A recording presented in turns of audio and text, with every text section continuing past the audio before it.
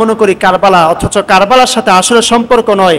কারবালার যে হৃদয় বিদারক ঘটনা সেটা তো অনেক পরে গিয়ে সংঘটিত হয়েছে।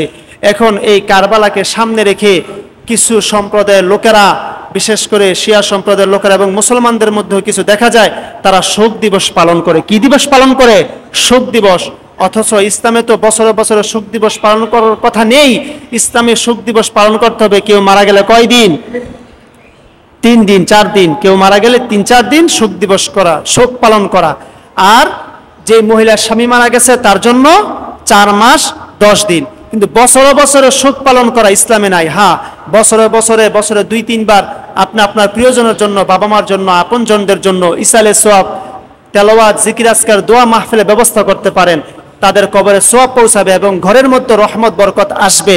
কিন্তু বছর বছরে শোক পালন করা, শোক পালনের নামে তাজিয়া মিছিল বের করা, নিজের শরীরে নিজে আঘাত করা, জখম করা কখনো ইসলাম সমর্থন করে না। কথা বলেন ঠিক কিনা? তাহলে এগুলো হচ্ছে বর্জনীয় কাজ। আল্লাহ পাক আমাদেরকে এগুলো বর্জন করা তৌফিক দান করুন। আর মুহররমের যে তাৎপর্য, সেই তাৎপর্য অনুধাবন করে মুহররমের আমলগুলো যথাযথভাবে পালন করার তৌফিক দান করুন। সকলে পড়ি আমিন।